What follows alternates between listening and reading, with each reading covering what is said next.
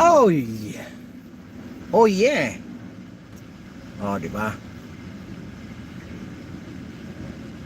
Magandang hapon po. All right. Chup chup, chup chup, chup chup, chup chup, chup chup.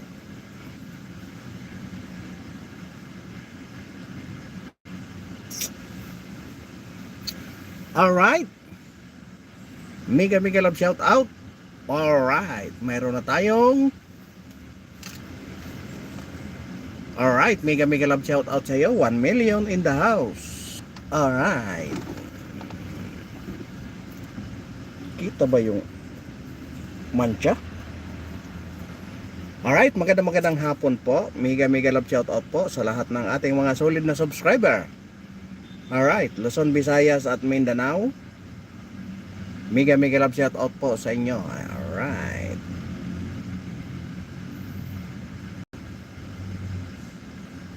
Aha.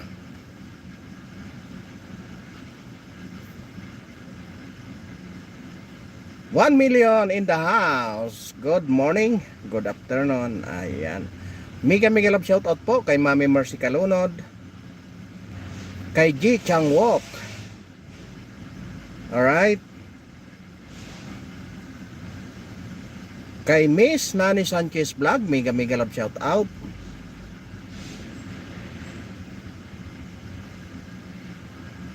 Kay Paul Donisa Official, mega love shout out. Alright, may dalawa na tayong nanonood. Kay Audrey Nicole, ayan, mega love shout out. Kay Ma'am Rosalina, mega love shout out. At sa lahat ng ating mga solid na subscriber, mega love shout out po sa inyong lahat. Alright. Sa ngayon po ay kasalukuyang nagpapapreskon si dating Governor Chavit Singson. Ayan, kung saan nananawagan siya ng Marcos resign. Alright. 12 million in the house. Mega love shout out po sa inyong lahat. Sa gusto magpa-shout out, comment lang kayo dyan. At syempre, ang ating tanong po mamaya.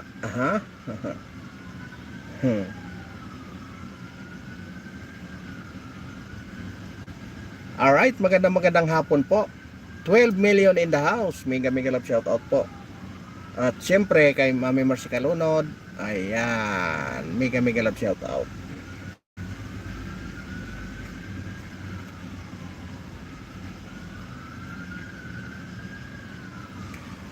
At ngayon nga po ay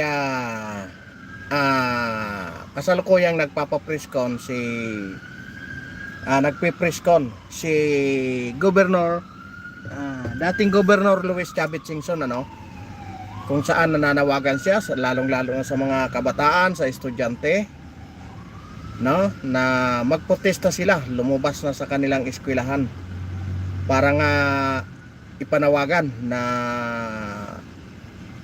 umalis na itong si Pangulong Marcos sa kanyang no, panawagan po yan ng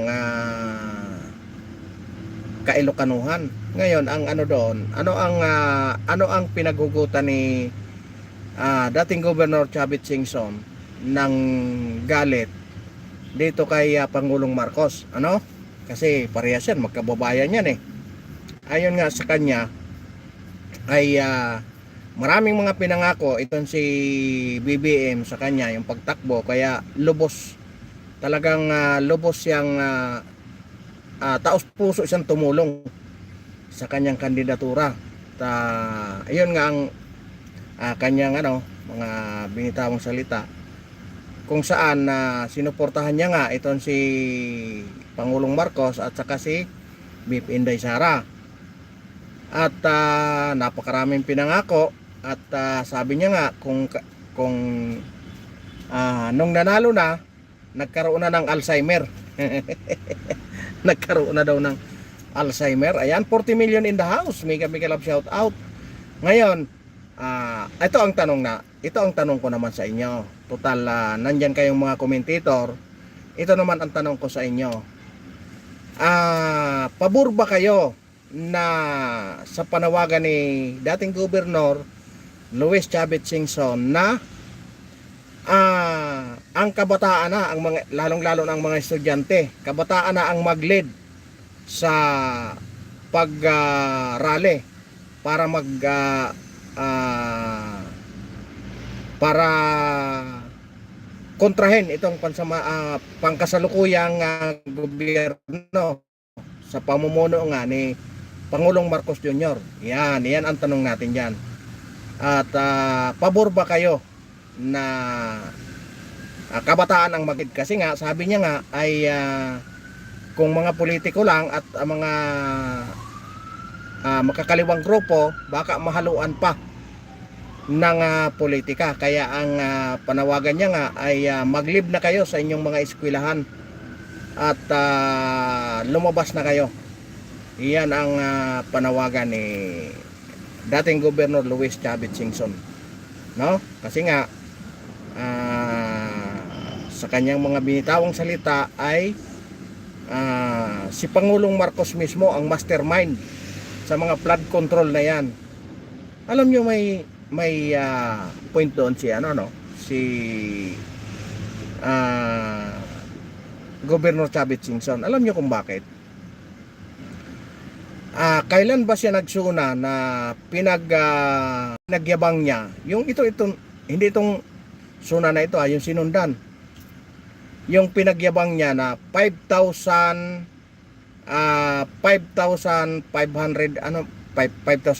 ba yun o 5,000 na flood control project ang natapos, kung saan dahil nga sa pinagyabang niya na wala naman pala, ayon, pakaraan ng 2 o 3 araw ay nagkaroon ng matinding pagbaha, kung saan ang palusot niya ay binangga ng barko. Ganon. Yan, mga inano yan ni Governor Chavit Singson. Alright. Ayan, bago ang lahat ay mega love shout out muna kay Arpindo Tumas. Ba? Foreigner ang pangalan na Arpindo Tumas. Magandang hapon po. Mega love shout out. Hello kay Arpindo Tumas. Mukhang foreigner ito Mapapa-English na naman tayo nang wala sa panahon nito. Mega love shout out. Magandang hapon kay Arpindo Tumas. I'm from Indonesia. Oh, sabi ko na nga ba eh. Hello Sir Arpindo. Ayan. Mega love shout out to you and thank you for coming here. Alright. Thank you for dropping here in my live. Alright. Maraming salamat at napadaan kayo. Right? Iyon nga ang panawagan niya dito. You're welcome. Iyan. Nakaintindi na. Nagkaintindihan na. Kahit English Carabao na tayo. Alright, iyon nga ang panawagan natin, your car is amazing. It's not amazing, it's only a car. Di ba? It's not amazing car. It's only car.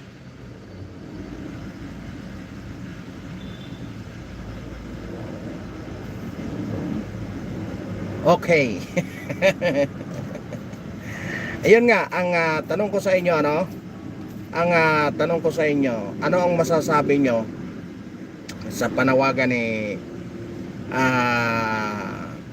ni Governor Chavit Singson na pamunuan ng mga estudyante ang pag-aklas laban sa gobyerno. Hindi naman pala pag-aklas, pag-protesta.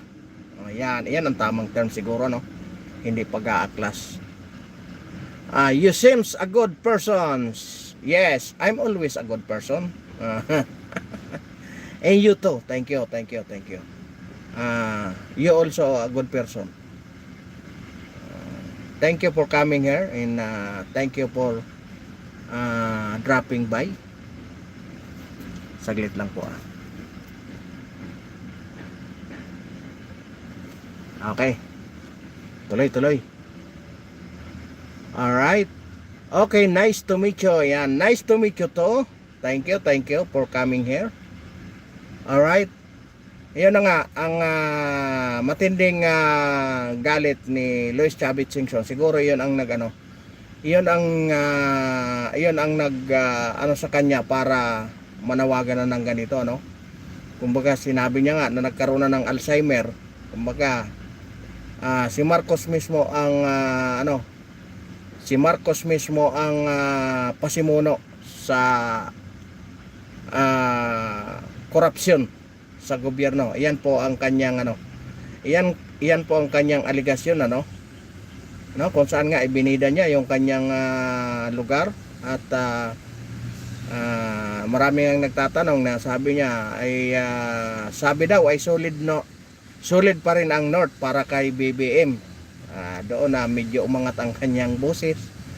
Kaya sabi niya, paano mo masabing solid pa ang North samantalang yung kanyang pinamumunuan na ano ba sa kanya, Norte, Ilocos Norte, ay hindi niya mapaangat-angat ang ekonomiya, samantalang ang Ilocos Sur ika nga niya ay pang number 5 na fastest growing in the Philippines. Di ba? Dapat mga ganyan ang maririnig mo sa mga politiko, no? Pero hindi, maririnig mo puro na lang Duterte. Wala na ang Duterte, tapos na. Di ba? Tapos na ang pamumuno ng Duterte. Pero hindi sila makaalis doon, hindi makamove on. Kasi nga banta sa kanila sa 2028. Di ba? Yun ang masaklap na katotohanan. Bukod sa tinira nila ng tinira ang mga Duterte as kalaban sa politika, aside doon, tuloy-tuloy pa lang insertion sa mga project. Dinaan lang tayo doon sa mga imbestiga sa Kongreso. Iyon pala tuloy ang ligaya. Diba? Tapos tingnan mo yung mga kalyado nito ni Romualdez sa mga congressman. Dapat bibili ako ng liha para pagbibigyan ko ng liha ito doon sa Congress.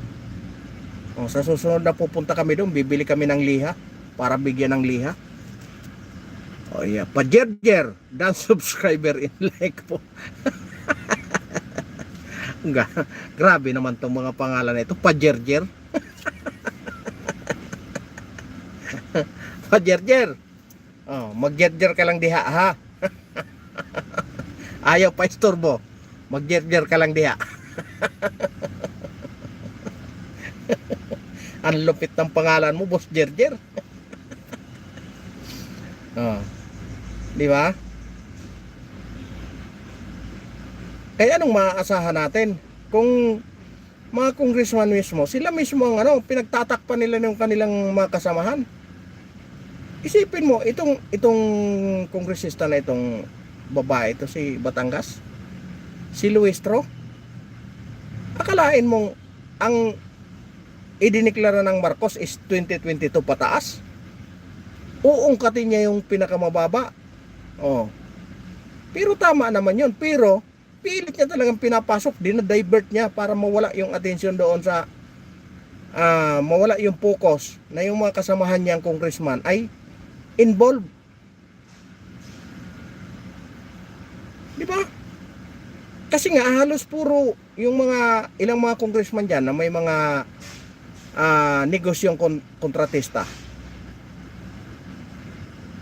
Di ba? Halos lahat yata yung membro ng Quadcom Buti na lang yung isa, ulats. Buti yung isa na ulats kaya medyo nakahinga-hinga ng konti. Diba? Sayang lang yung mga panahon sayang yung mga panahon na dapat pagtuunan nila ng pansin. Paano nila paano nila mapaganda ang Pilipinas, paano nila yung mapaganda yung mga kanilang mga distrito. Pero hindi. Inuna nila kung paano durugin ang mga Duterte. Di ba? Ang layo pa ng 2028, gusto nila durugin na durugin. Na hindi naman nila magawa. Di ba?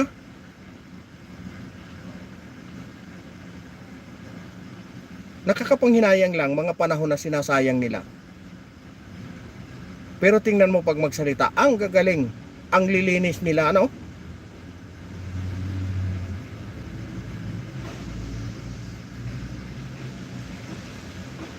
Paano na lang yung ano? Paano na lang yung mga politiko natin na ito? Kung ito na ang mas tumaas pa ang mga posisyon ng mga ito.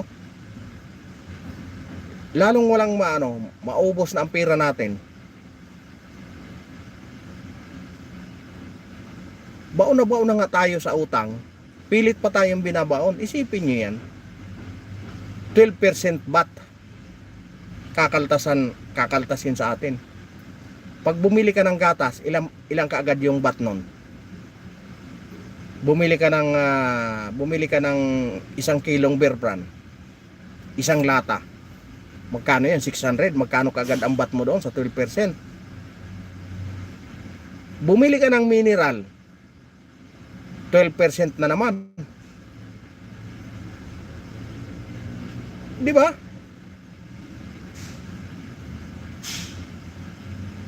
Kung sa 100, bawasan mo ng 12%, magkano na lang matira sa 100 mo? Di ba? Bibili ka ng mineral water para hindi magkasakit yung anak mo, 12% na naman, another 12%. Lahat 12% bawat kilos mo. Bawat punta mo ng grocery, 12%. Ikaw naman, wala kang magawa. Pikit mata ka na lang na magbabayad. Kasi nga, obligado kang sumunod eh. Sundin ang batas eh. Hindi ka naman po pwedeng makipag-away doon sa kasira. Sa kahira. Oh. Dahil hindi naman sila papayag kasi sila rin mag-aabuno. Kaya pikit mata ka na lang na magbabayad. Tapos malaman-laman mo ganito ang mga pinaggagawa ng mga walang kwentang congressman na ito. Di ba? Kayo ba natutuwa?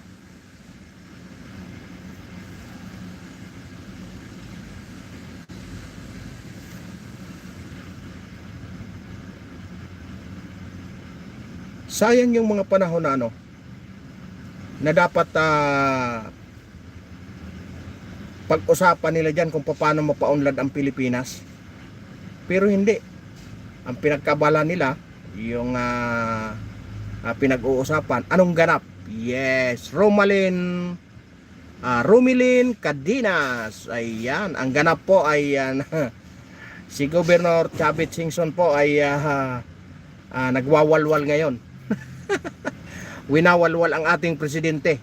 Yung kanyang kasolid North daw, pero ngayon hindi na solid, nabiak na yung North. Nananawagan na ang Governor Chavit Singson. Ayan po, may panawagan na sa Pangulo, bumaba na siya. Di ba? Anong masasabi niyo, Ma'am Romilin Cadinas? Na ang tanong natin ay, anong masasabi niyo na nananawagan si Governor Chavit Singson na lumabas na ang mga kabataan at pangunahan na ang panawagan ng pag-resign ng Pangulo. Ano pong masasabi nyo? Panawagan na labanan ang mga korupsyon, ang mga korap. Kasi number 1 daw ang Pangulo, sabi niya. Ibig sabihin, kasama ang Pangulo doon. Di ba? Anong masasabi nyo? Ayan, kay Ma'am Romilin Cadinas, mega love shout out. magandang hapon. Magandang hapon sa inyong lahat. Pati si Jerjer, si Pa-Jerjer, di ba? Kasi nga isipin mo yan,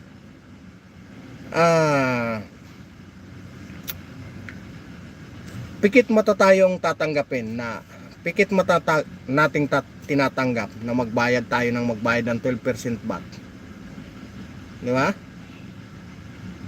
Tayong mga pangkaraniwan na manggagawa, sasahod tayo ng magkano sinasahod natin sa isang linggo?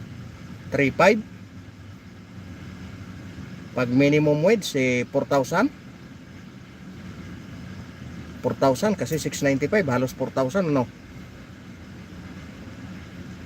Di ba? 4,000 plus. O 4,000. Ngayon pupunta ka sa grocery, yung 4,000 mo hindi na makapuno doon sa dalawang plastic. Ipamili mo ng grocery. Magkanong nabawas sa'yo doon na tax?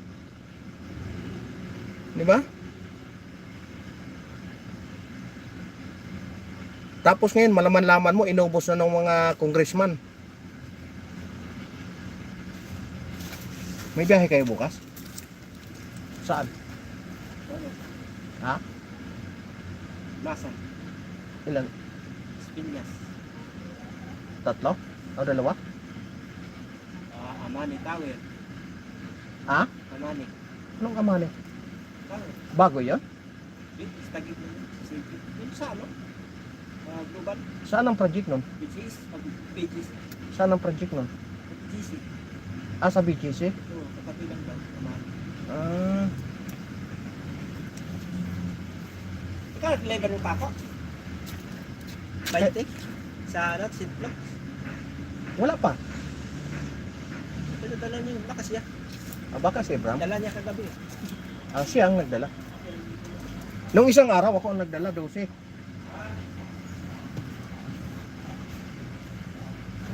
Di ba? Ang ano doon, nakakasakit doon. Dugot pawis mo sa isang linggo.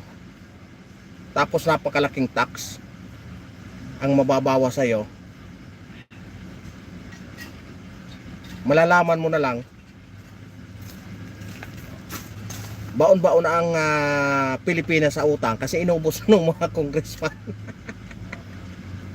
Di ba? Oh.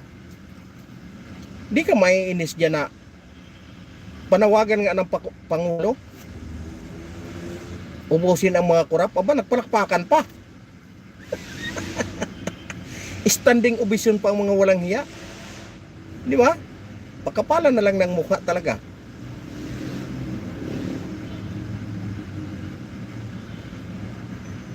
Sorry doon sa mga bagito na wala pang kaalam-alam. Yung mga bagito na ano, maraming bagito dyan. Katulad ni Kiko Barsaga ng 4th District. Yung sa amin, bagito rin yon. Sa Valenzuela, bagito rin yon.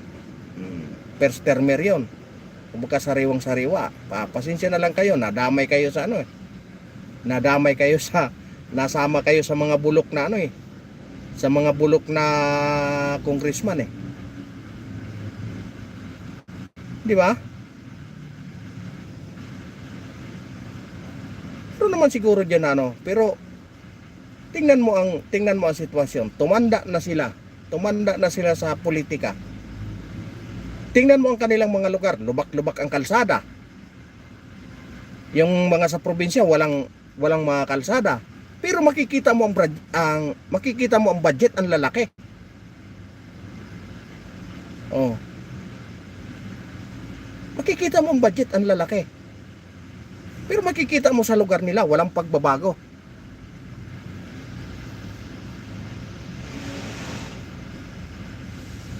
Di ba? Diyan yung makikita na talagang ang korupsyon laganap. Alam niyo kung bakit? Pagdating ng eleksyon, milyon-milyon ang pinapatalo, ang ginagasto.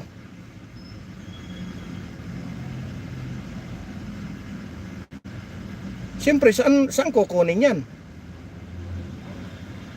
Di ba? Yung congressman nga sa amin, yung natapos yung termino eh. Nagpagawa ng anong tawag nito? Yung flood control. May bakal naman siya. May bakal siya. As in, may bakal naman. Ang problema, walang pundasyon. Kasi, pinaeskwala lang yung bakal ganyan. Pagdating dito, plinuringan. Tapos, inanuhan ng pataas. Hinulugan ng malalaking bato. Tapos, binuhusan.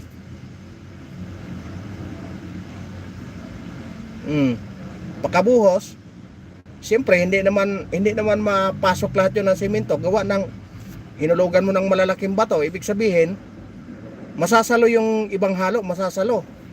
O kaya ang gagawin nila para hindi makita ng inspector, habang nagtatanggal 'yon ng forma, nakasunod na yung mga mason, doon nila pupunuan yung mga butas, yung mga hindi nahulugan ng halo.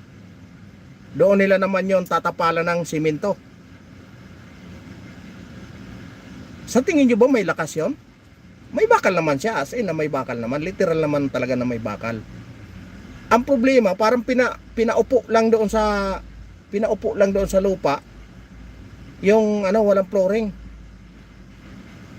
Oh, ilang kontraktor doon ang tumapos? 3. Kasi wala nang pondo eh. Nung panghuli, sinalo na lang nung isang politiko kasi wala na talaga, as in. Nagkadimandahan na nga yung kontraktor at saka yung mga tauhan eh. Kasi yung mga tauhan, bali-bali na lang, wala nang pampasahod eh. Diba? Project yun ng congressman. Diba?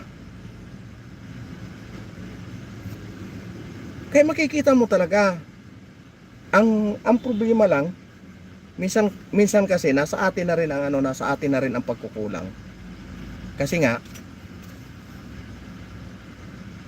natutuwa lang tayo sa nandiyan na may ginagawa. Hindi tayo natutuwa. Hindi natin napapansin na yung ginagawa pala nila palpak na. Palpak na pala yung kanilang ginagawa. Hindi lang napapansin kasi siyempre na first time mong makakita ng project ng isang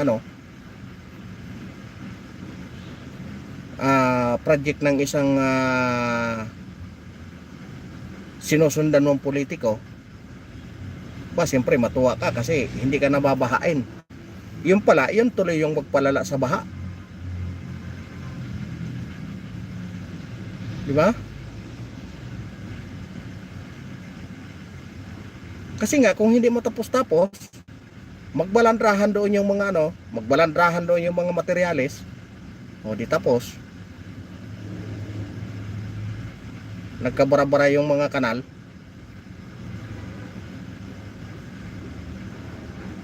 Diba? Kaya makikita nyo, nagugurguran yung mga magkakalaban, lalong-lalo na yung mga probinsya. Nagugurguran silang magkakalaban. Parang ayaw nilang hindi nila pwedeng hindi sila pwedeng matalo. Kasi pag matalo sila, ubos ang kanilang kayamanan. Kasi nga, milyones ang binibitawang pira.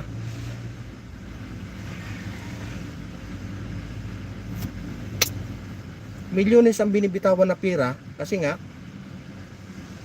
alam nila na mababawi nila pag nanalo sila. Eh kung natalo, di ba? Mayroon nga dyan, may pag-amin nga dyan na yung kanyang campaign funds, di ba? Yung nag-donate sa kanya ay sobra-sobra, di ba?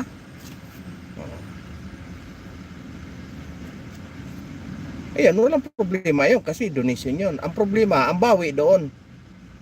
Pag nanalo ka na, ang bawi, paano? Matanggihan mo ba yun? Inag-donate sa'yo yun. Di ba? Siyempre babawi at babawi yan. Namumuhunan yan eh. Yung mga negosyante kasi namumuhunan yan. Ibig sabihin, pag ikaw ay nanalong politiko, babawi at babawi sa yan. Hindi po pwedeng hindi babawi yan, di ba? Oh. Ngayon, kayo naman, 52 million in the house. Nasa sa inyo naman ang floor ngayon. Alright. Ito yan ang magandang mga ano. Yan ang magandang mga tanong diyan. Anong masasabi nyo? Payag ba kayo na yung inyong mga anak, yung mga membro ng Gen Z na siya ang mag-umpisa? Kasi alam mo, para sa akin, tama naman yon na talagang kabataan, yung wala pang ano sa mundo ng politika, kabataan ang mag-lead. Para sa akin kasi nga wala pang bahid ng mga korupsyon yon, di ba? Yan ang panawagan ni Manong Chavit na kabataan ang mag-lead para sa panawagan ng labanan ang mga kurakot sa Pilipinas. Isa na daw diyan si Pangulong Marcos. Ayan po ang sabi niya, ha? Ayan, siguro katatapos lang ng press con niya ngayon. Kung kayo naman ang tatanungin ko, anong masasabi nyo? Pabor ba kayo na kabataan na ang mag-lead sa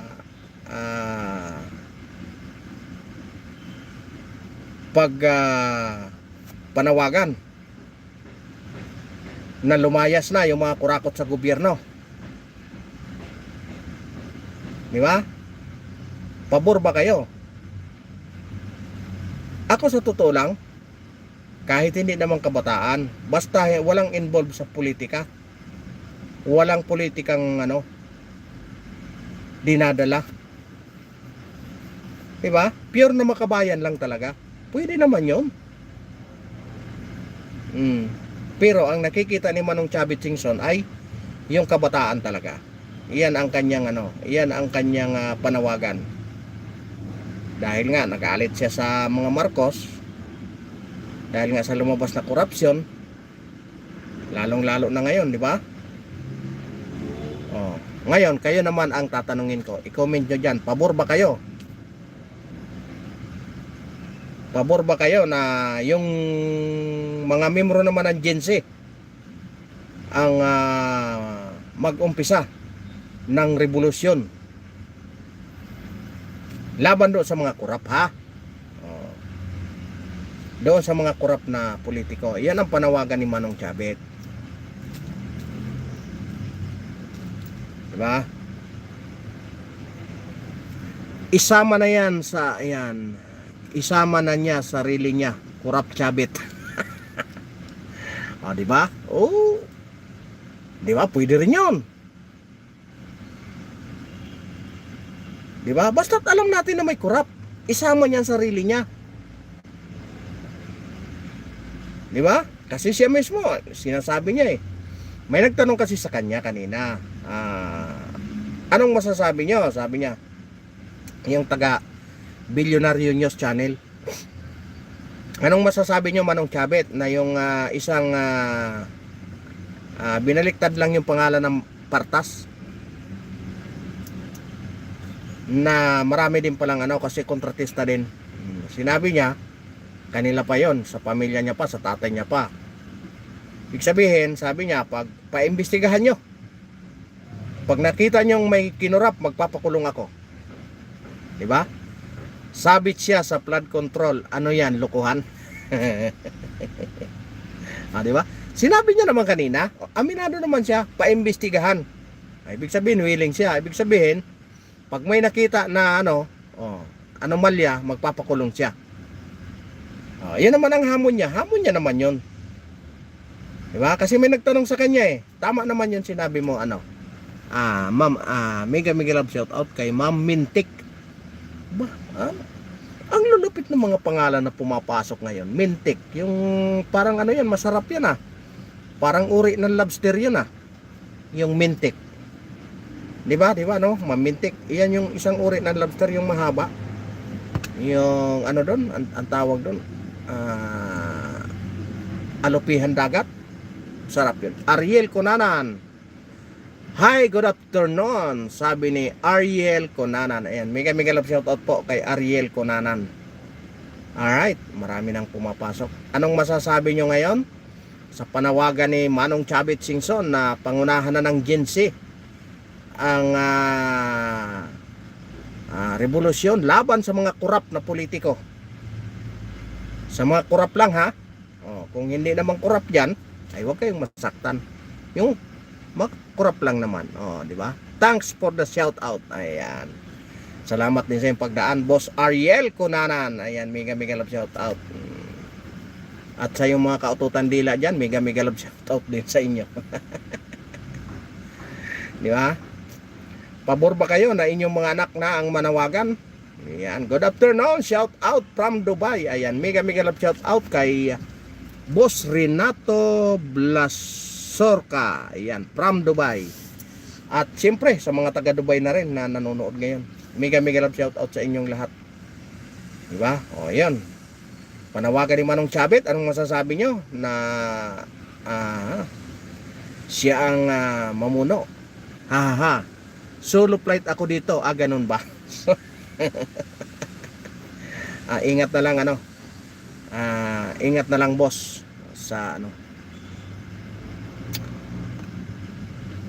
solo flight ako dito, sabi ni Boss Ariel. Ba, masama yun masama yung Boss Ariel nagsusulo.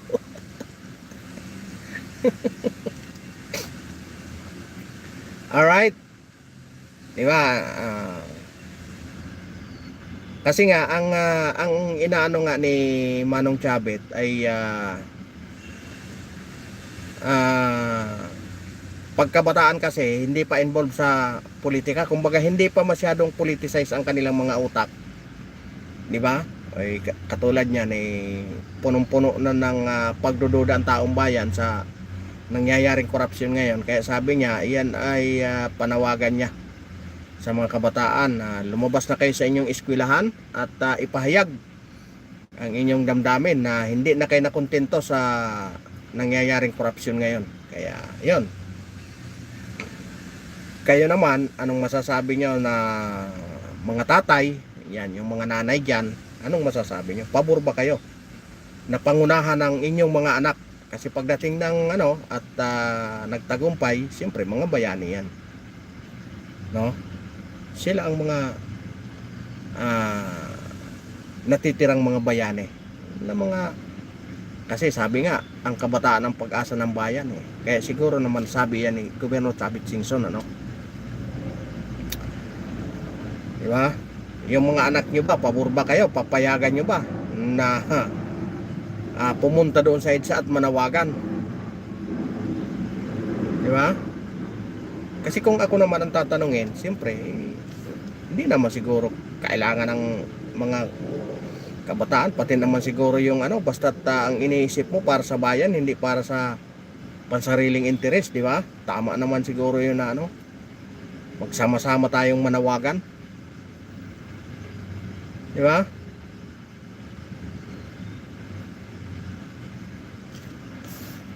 Ayan, mega love shout out po kay Renato Blascora.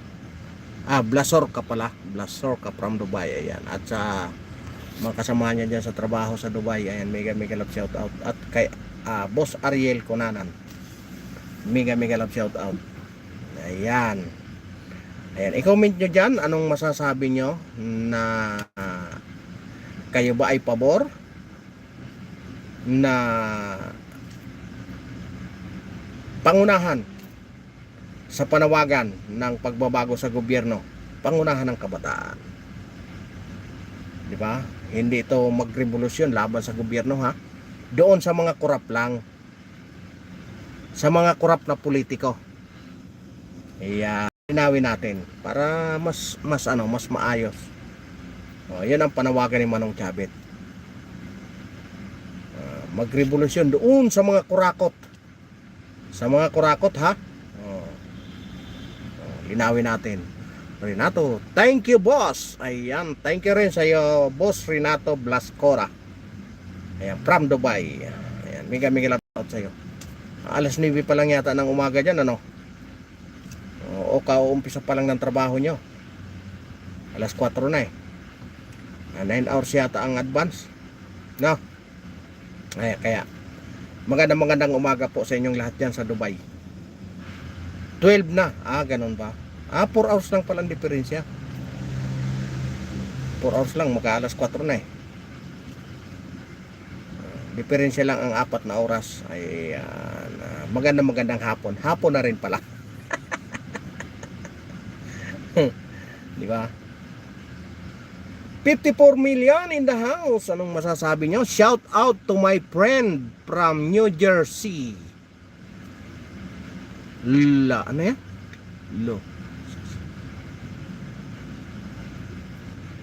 Losasol? Mega love shout out kay Lord Dixon Cider. Ayan, mega love shout out from New Jersey. Losasol? Meron ba ng pangalan? Bagong ano yun Losasol. Ayan, mega love shout out kay Lord Dixon Cider. Ayan, mega love shout out sa inyong lahat. Magandang hapon. Umaga dyan sigurado, New Jersey. Yan, sa lahat ng mga Pilipino dyan sa New Jersey. Ayan, mega love shout out sa inyong lahat. Ayan, i-comment nyo dyan ang saloobin nyo sa mga nangyayari ngayon. Kayo ba ay natutuwa pa sa mga matitinding pinagagawa ng mga korap na politiko? Yan, thank you my friend. Yan, thank you din po. Thank you my friend, Lord Dixer Cider. Yan, Jubin Huerta, mega love shout out kay Jubin Huerta. Ayan, taga saan po si Boss Jubin? Mega love shout out po sa inyong lahat. Di ba?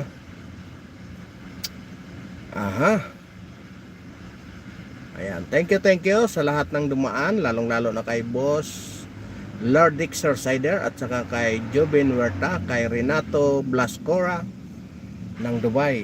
Yan, si Lord Dixon Cider ng New Jersey. Yan, thank you for coming here. Ayan, kay Ariel Cunanan. Ayan, mega love shout out sa inyong lahat. Mayroon po tayong 46. Alright, anong masasabi nyo? Kayo ba ay natutuwa pa sa mga nangyayari ngayon? No? I-sideline ko lang itong i-sideline natin itong nangyaring pag-imbestiga kahapon sa Senado. Alam nyo, may bago naglabas itong si Senate President Tito Soto na inalok siya ng maglagay ng request para sa mga paggawain doon sa DPWH. Inalok daw siya ng undersecretary ba yun? Ni Cabral na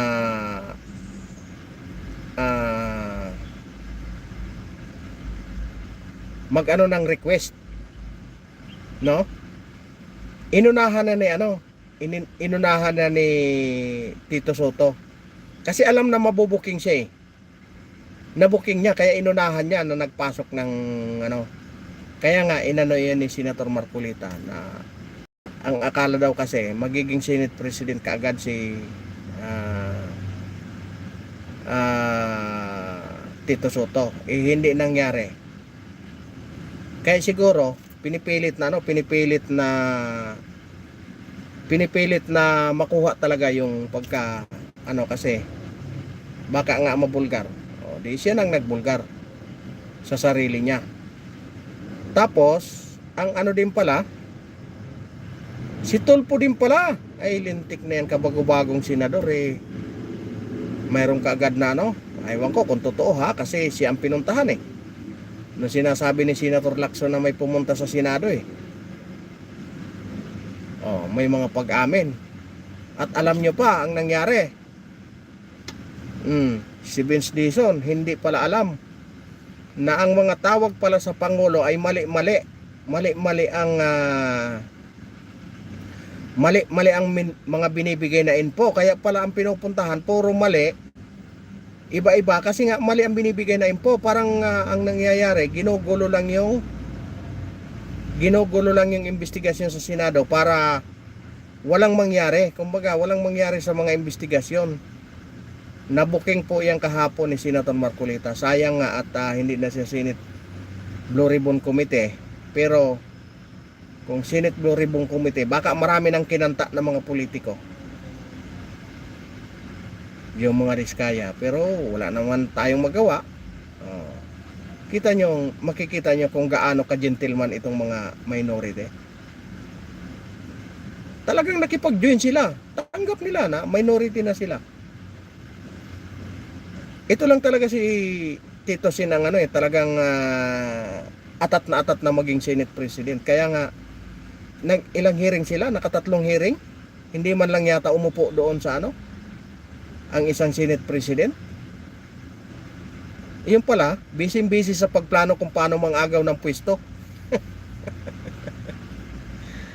Di ba? Yun ang mga yung mga ano bang matatawag natin doon? Ano bang pwedeng itawag natin doon? Mga greedy? Greedy at saka ganid, parang isa lang. Di ba? Mas masyadong naman paghayop. Di ba? Parang pangit naman yung hindi naman masyadong masakit pakinggan ba? Yung ano bang tawag doon? Yung hindi masyadong masakta naman. Di ba? Kasi nga nakatatlong hearing ang Blue Ribbon Committee na pinamumunuan pa ni Senador Marcolita. Never man lang yata na umupo doon si Soto, Senator Tito Soto, Yung pala, kaya hindi umuupo doon kasi busy sila. Busy mang agaw ng kapangyarihan. Kasi kung matatandaan nyo, itong si Soto at saka si Lacson ay magkatandem yan noong 2022 sa pagka-busy at saka pagka-presidente. Di ba? May mga ambisyon. Ngayon, ang hina mo naman, tumakbo ka ng presidente, tumakbo ka ng pagka-vice president, tapos hindi mo nakuha yung pamunuan ng Senate. Hindi sa kanila katanggap-tanggap 'yon. Di ba?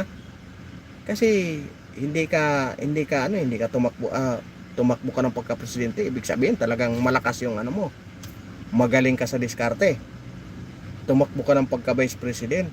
Pero ang nangyari, natalo siya sa Senate President. Di ba? Hindi nila matanggap. Kaya ang ginawa nila, sige, magplano tayong dalawa.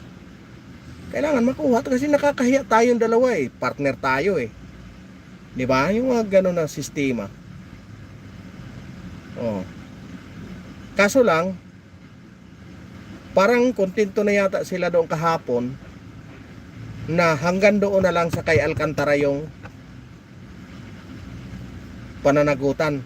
Kasi nga yung tema ng ni Senator Rizon Tiveros ay wala, hanggang doon na lang sa mga district engineer.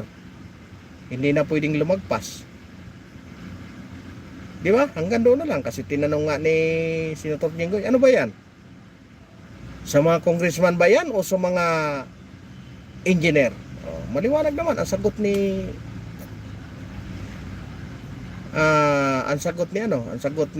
Senator Risa na para sa mga engineer, paano yung mga boss nila? Pero abang-abangan natin, may mga matinding pasabog pa yan si Senator Marcolita kasi alam niya naman na may mga naman yan sila na nag-iikot para maghagilap ng mga matitinding ebidensya.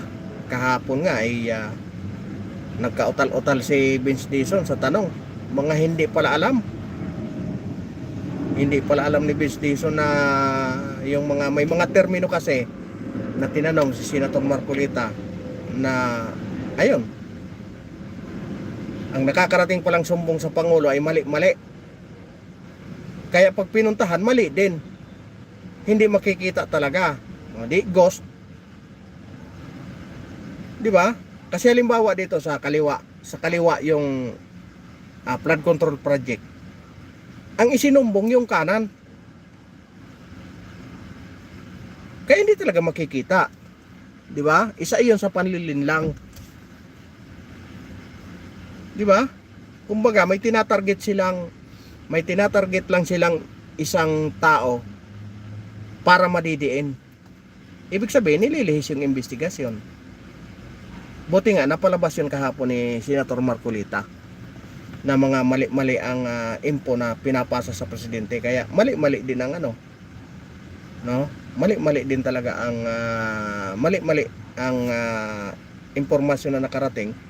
Pag pinuntahan, mali talaga, wala talaga yon. Oh.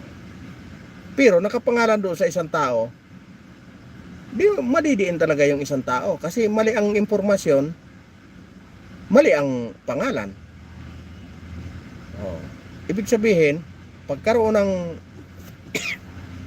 malalimang investigasyon, mawawala sa investigasyon kasi wala doon yung mga sinumbong, siyempre. Alangan naman yung sinumbong mo sa kaliwa, pupunta ka doon sa kanan, doon ka mag-imbestiga sa kanan, ikaliwa ang sinumbong. Siyempre, pupukus kayo doon sa kaliwa. O, ngayon, pagdating sa kaso, kahit mapatunayan yon na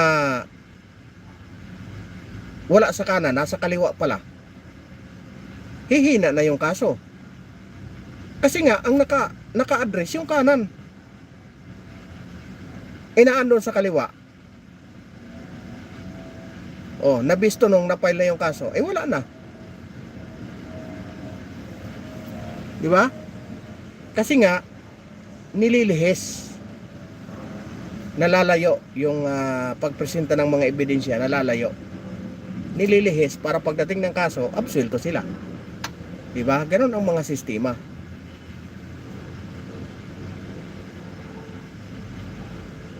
Sayang marami pa sa nang ano, pero wala tayong magawa. Baka may iba din silang style para mapaamin. Kahapon nga, kung hindi dahil kay Villanueva, hindi mabuking yung mga text na screenshot daw ni Bryce Hernandez. O yun, nabuking tuloy siya.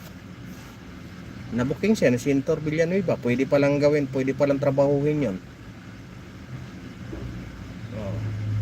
Na congressman. Ang gusto nila pag-awayin yung Senado at saka congressman. Buti na booking ni Senator Villanueva. Hindi nakapalag. Di ba? Pero doon mo makikita kung gaano ka gentleman yung mga minority. Di ba? Nakijoin pa sila. Ilan silang nakijoin doon na minority. Halos lahat nandoon, si Bato, si Bongo, nandoon sila, nakijoin talaga. Ibig sabihin talagang ang kanila trabaho lang.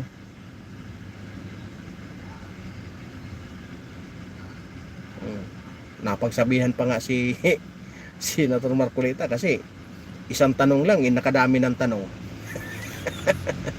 Pero okay lang, diba? Napaka-gentleman. Nagsorry pa, nakadami naman talagang tanong ganun talaga.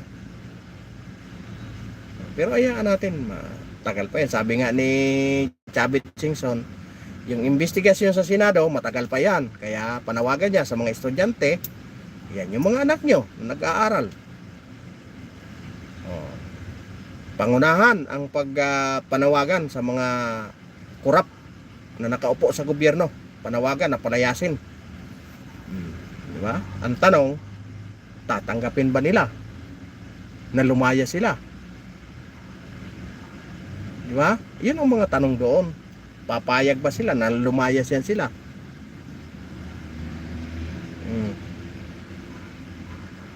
Kasi kung ano-anong mga isasite niya na hindi po pwedeng ganon, hindi po pwedeng ganyan. Diba?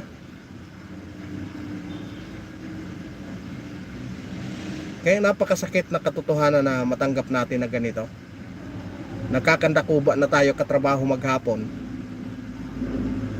Pagpasok natin sa umaga, sapul na sapul tayo sa traffic. Pag uwi natin sa hapon, sapul na sapul tayo sa traffic. Di ba? Tapos, pag sahod na tayo, kakapiranggot na lang yung sahod, bawasan pa ng mga tax, bawasan ng SS, bawasan ng PhilHealth, although atin naman yon, di ba? Pero yung tax, bawasan ka ng 12% na tax. Pag namimili ka, 12%, wala na, ano pa? Di ba? Halos mapabayaan mo na yung anak mo para lang makaambag ka sa bayan. Tapos makikita mo na lang mga ganito ang kapangyarihan. Mga ganitong nangyari. Inubos na ang pera natin. Kasi kung tutuusin nyo, halimbawa, sa 12% VAT, sa 100, magkano yun? Sa 1,000, 12 pesos. 12 pesos sa 1,000. Aba, ilang milyong Pilipino tayo? 110 Pilipino. I-times mo yun. Tingnan mo kung gaano karami ang pira. Pero bakit nababaon tayo sa utang? Nagkautang-utang pa tayo sa labas ng bansa. Samantalang, di ba? Pag nagpapasa sila ng budget, iyan ang budget para sa isang taon. Tanong, ba't nakakautang pa? May budget naman, di ba? Oh. Nawawala yung pira kasi nga napunta sa corruption. Diba? Malungkot na katotohanan. Mahapdi na tanggapin. Diba? Saklap ng buhay natin. Pag alis ng kawawang nanay, aalis siya, tulog pa yung kanyang mga anak. Para lang hindi siya malit sa trabaho kasi pag nalit, makakaltasan. Pag uwi niya sa gabi, tulog na rin yung kanyang mga anak. Di niya man lang makakwentuhan. Hindi niya alam yung kanyang mga anak may mga problema na pala sa eskwelahan. Hindi niya nasusolusyonan kasi hindi niya alam ang nangyayari. Diba? Kasi hirap na hirap siya kung paano buhayin sa isang minimum na napakaliit. Bawasan pa ng napakaraming necessity. Diba? Yun lang. Yun lang ang iiwanan natin sa iiwanan ko sa inyo bago tayo magtapos. Na nakakalungkot. Hirap na hirap tayo magkayod maghapon. Isipin nyo, sa akin lang. Anong oras ang tanghalian ko? 3:00. Para lang mapagsilbihan natin ng tama ang ating pinagsisilbihan. Kung saan man tayo. Hindi naman kami po pwedeng huminto sa gilid ng kalsada para kumain lang. Siyempre, itatapat ko rin kung kailan mahaba ang oras ko. Kaya kung mapapansin nyo, minsan 1 linggo wala akong live. Kasi tuloy-tuloy ang trabaho, tuloy-tuloy ang drive. Lalo na kung malayo. Paano ako makapag-live ng ganito? O ganito, mahaba-haba yung oras ko. Nakakain na ako 2:30 tanghalian. Pinakapahinga ko ito. O may ng konti, lalargado na naman kami. Kaya gusto ko yung kumang humaba yung oras ng kwentuhan natin. Wala, hindi ko magawa. Kasi siyempre may amo tayo, nangangamuhan tayo. O, limitado ako. O, limitado ang oras ko. Di ba? Di ba? Katulad ko, papasok ako 6:30. Kasi sa media ng umaga, anong oras ako dapat umalis sa amin? Di madilim pa. Diba? 5:30. Buti malalaki na yung anak ko, kaya wala nang nag-eskwela. Noon, maliliit pa. Ni hindi ko nga nakikita. Pagdating ko, tulog na. Kasi darating ako alas 9, alas 10.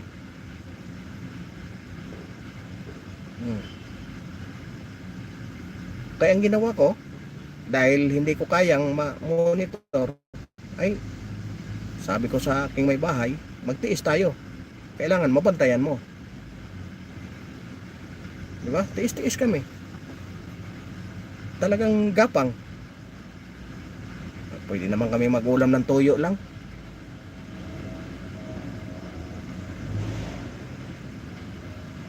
Di ba? E paano yung ibang mga maliliit ang ano? Di ba? Kailangan kumayod yung maraming anak. Kulang ko hindi kakayanin ng mag-isa magtrabaho. Kung dalawa magtrabaho, paano na yung kanilang mga anak? Hindi na monitor, di ba? Kaya maraming naliligaw na landas ng mga bata. Kasi nga hindi natututukan ng magulang. Tapos mga congressman ng mga kurakot, ng makakapalang mukha, inubos na yung pera natin. Tapos ang lakas pang bintang na malinis sila. Anak ng baka naman. Di ba? Ayaw ko lang magmura eh. Ayun, magpapaalam na ako. Nakaisang oras na tayo. Maraming salamat po sa inyong lahat. Sa lahat ng dumaan, maraming salamat po. Sa lahat ng nakijoin, thank you very much. Magandang hapon po sa inyong lahat. At kay Mami Mercy Kalunod, mega love shout out po sa lahat ng ating mga subscriber. Ayan, patapos na tayo kahapon eh. 70 pa tayo, patapos na, nagpapaalam na 70 pa rin. Ngayon mayroon tayong 24. Ayan, maraming salamat po sa inyong lahat. Maraming salamat po. Sa linggo, mag-iikot ako, titingnan ko yung kung ano ba talaga ang kalagayan. May mga magpoprotesta daw sa linggo, titingnan ko lang kung karapat dapat ba suportahan. Alright? Siyempre, ipapakita ko rin sa inyo, siyempre, para updated naman kayo. Alright? Maraming salamat po at mapagpalang hapon. Mega love shoutout po sa ating mga solid subscriber. Mega love shoutout po. Maraming salamat sa lahat ng commentator. Maraming salamat po sa inyong lahat. Sa walang sawa na suporta.